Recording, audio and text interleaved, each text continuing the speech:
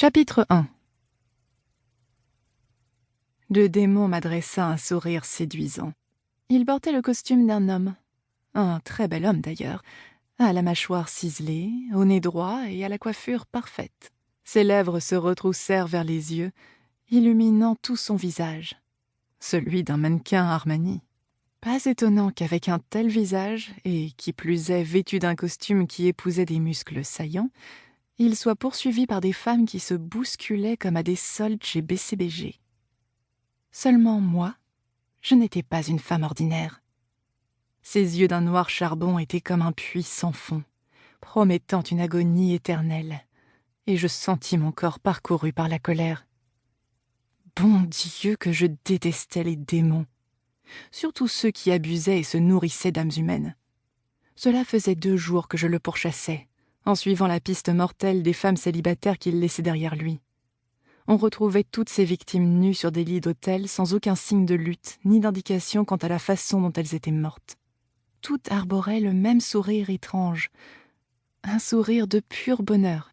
Seulement d'un seul regard jeté à leur corps, leur peau émaciée sans aucun écho d'énergie vitale, je savais ce qui les avait tuées et ce qu'ils leur avaient pris. Leur âme. On avait affaire à un incube. Ce démon sexuel avait le pouvoir d'attirer les femmes dans son lit en leur promettant de leur donner du plaisir à l'infini. Mais elles finissaient mortes, leur âme ravie. La police de New York cherchait un tueur en série, un être humain, et c'était sa première erreur. Mais la plupart des gens ignoraient quel danger rôdait la nuit, les démons et les monstres qui rampaient pour se nourrir dans notre monde à travers le voile, depuis les enfers. Je sentis les poils de ma nuque se hérisser. Il essayait de me jeter un sort. Je sentis sa magie démoniaque s'enrouler autour de ma colonne vertébrale, chaude, invitante, caressante comme les mains d'un homme sur ma peau. Mon visage resta impassible malgré la colère qui brûlait en moi, qui invoquait le feu. Pour moi, chasseresse, poursuivre et exterminer les démons ainsi que toute autre créature étrange dans la nuit, c'était mon boulot habituel. Il fallait bien une créature pour en attraper une autre. J'avais été embauchée par le père Thomas, l'un des prêtres de Thornville, pour ce travail précis. Le père Thomas était un templier des temps modernes qui livrait une guerre secrète contre les ennemis de l'Église. Les démons et les sangs mêlés, ceux que l'Église cachait au public. Tuer cet incube à l'intérieur du bar n'était pas la meilleure des idées. Il me fallait un coin sombre, un coin tranquille. Je souris à la créature. Le démon me fit un clin d'œil tout en s'éloignant du bar et se dirigea vers la porte, une grâce séduisante et confiante émanant de chacun de ses gestes. Puis il quitta le poney noir, le pub irlandais. Il était arrogant et voulait que je le suive. Qu'il ait découvert qui j'étais ou pas, cela n'avait aucune importance. J'avalai mon reste de gin tonic et le suivis. Les rues étaient plus calmes que d'habitude pour un vendredi soir.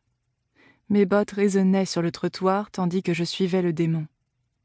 Il jeta un regard par-dessus son épaule, un sourcil levé, et sourit avec confiance en me voyant. Je serrai les mâchoires sans m'arrêter. Le démon m'emmena droit à un petit bâtiment délabré aux murs extérieurs couverts de graffitis, situé à seulement un pâté de maison du pub. Pratique. Mon regard s'attarda sur le néon rouge clignotant qui indiquait « Motel des Charmes ». Nom d'un mistigris, il m'amenait au motel. Le prêtre ne me payait pas assez pour ces conneries. Pathétique, me dis-je en voyant le motel minable. J'étais bien trop douée pour ce boulot. Mais j'avais besoin d'argent. Le numéro 7 était écrit au pochoir noir au-dessus de la porte. Le démon sortit une clé, déverrouilla la porte et entra. Il la laissa ouverte, m'invitant en silence à entrer. J'hésitais et le regardais traverser la pièce et se placer à côté du lit.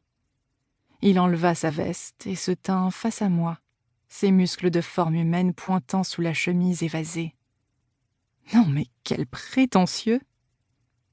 Tout sourire, j'entrai et refermai derrière moi. Pas la peine d'alarmer les voisins.